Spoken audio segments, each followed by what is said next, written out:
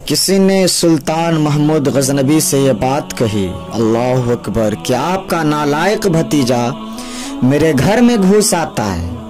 یہ بات کسی بڑھیا نے کہی سلطان محمود غزنوی رحمۃ اللہ علیہ سے، کہ آپ کا نالائق بھتیجا میرے گھر میں گھس آتا ہے اور میری جوان بیٹی ہے، بس اس کے آگے مجھے کچھ نہیں کہنا۔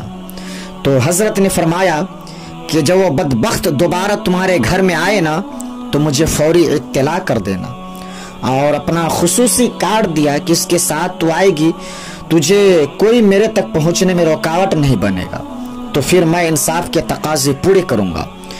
2-3 دن گزرے، بڑھیا آ گئی، رات کا موقع تھا۔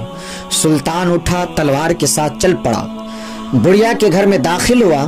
داخل ہوتے ہی انہوں نے کہا کہ چراغ گل کر دیا جائے۔ چراغ گل کر دیا گیا تو اس نے جا کر اس نوجوان کی گردن کاٹ دی۔ پھر اس کے بعد اس نے کہا کہ مجھے پانی دیا جائے، تو اس بڑھیا نے پانی کا کٹورا دیا، انہوں نے پانی پی لیا۔ پھر کہا چراغ جلا دو۔ جب چراغ جلا دیا گیا تو اس نے لاش کو دیکھا اور کہا الحمدللہ۔ بڑھیا نے کہا کہ حضرت مجھے آپ بتلائیں کہ آپ نے یہ 3 کام بڑے عجیب کیے ہیں۔ جب آپ آئے تو چراغ بند کروا دیا، پھر پانی مانگا اور پھر الحمدللہ کہا، کیا ماجرا ہے؟ تو بادشاہ نے ٹالا کہ اس راز کو راضی رہنے دیا جائے، لیکن بڑھیا ضد کر گئی۔ تو بادشاہ نے کہا کہ لو سنو، تو نے کہا تھا کہ آپ کا بھتیجا میرے گھر میں گھس آتا ہے اور میری گھر پہ جوان بیٹی رہتی ہے، تو جب میں تمہارے گھر میں داخل ہوا نا تو چراغ اس لیے بجھا دیا تھا کہ کہیں عدل کے تقاضے پورے کرنے میں رکاوٹ نہ بن جائے اور بھتیجے کا چہرہ مجھے انصاف کرنے سے روک نہ دے، تو میں نے اس لیے چراغ بجھوا دیا تھا۔ پھر کہا کہ بادشاہ بات ہمیں سمجھ میں آ گئی۔ پھر کہتی ہے کہ آپ نے جب چراغ بعد میں روشن کروایا تو الحمدللہ کیوں کہا؟ تو حضرت نے کہا کہ میں اس دن سے پریشان تھا کہ میرا خون اتنا گندا ہو گیا ہے کہ بادشاہ کا بھتیجا ہو کے ایک بڑھیا کے گھر میں جا کر کے یوں ذاتی اور ظلم کے پہاڑ توڑ رہا ہے۔ لیکن جب چراغ جلایا، روشن ہوا، تو وہ میرا بھتیجا نہیں تھا بلکہ کوئی اور تھا، صرف میرا نام استعمال کر رہا تھا۔ تو میں نے کہا الحمدللہ، اے اللہ تیرا شکر ہے کہ میری نسل اتنی گندی ابھی نہیں ہے، اتنی گندی نہیں ہے کہ میری نسل کو تو نے پاک رکھا، میری نسل کو تو نے پاک رکھا۔ تو کہا کہ آپ فوری پانی منگوایا اور پی گیا۔ بادشاہ نے کہا بڑھیا یہ راز رہنے دو، یہ نہ پوچھو۔ بڑھیا ضد کر گئی کہ نہیں مجھے آپ بتا ہی دیجئے۔ تو کہا کہ بڑھیا پھر سن، جس دن سے تو نے بتایا تھا کہ آپ کا بھتیجا میرے گھر میں گھس آتا ہے، اس دن سے میں نے نہ پانی پیا تھا نہ کھانا کھایا تھا۔ میں نے کہا تھا کہ جب تک ظالم کو کیفر کردار تک نہ پہنچا دوں اتنی دیر تک میں نہ کھاؤں گا نہیں پانی پیوں گا۔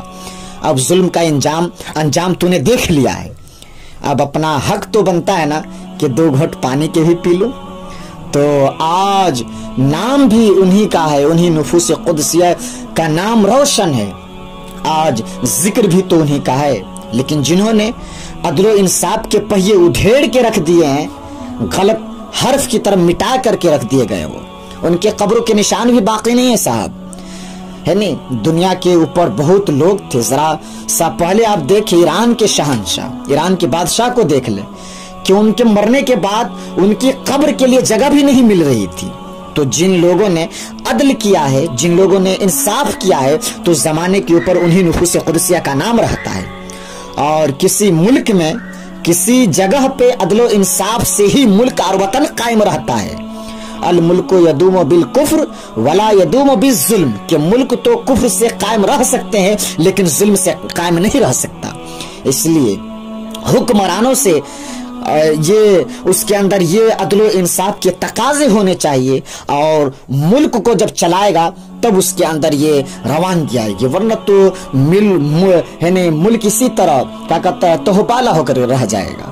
جیسے آپ دیکھ رہے ہیں، حالات حاضرہ کو دیکھ رہے ہیں، انصاف کس کو کہتے ہیں، عدل کس کو کہتے ہیں معلوم ہی نہیں ہے نہیں، اس کے حقوق کی رعایت کرتے ہی نہیں، تو پھر کیا حشر ہوگا؟ یہی نا کہ ہے نا نہ جانے کس کے ساتھ ہم کیا کر رہے ہیں کس کے ساتھ، لیکن یہ نہ جانے کفر میں ان کی موت ہوگی تو کل قیامت کے دن جب منہ کے بل گھسیٹ کر کے ان کو جہنم میں ڈالا جائے گا نا، تب پتا چلے گا کہ عدل کیا تھا اور انصاف کیا تھا، ہے نہیں۔ آج ہے نہیں حکومت کرتے ہیں لیکن حکومت کے نشے میں کفر کی دھجیاں اڑا رہے ہیں اور انصاف کی دھجیاں اڑا رہے ہیں، ہے نہیں۔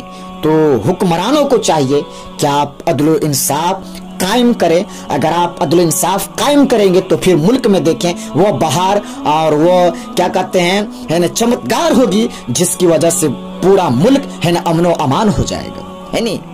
یہ عدل و انصاف پیدا کرنے کی ضرورت ہے۔ اور روایت میں آتا ہے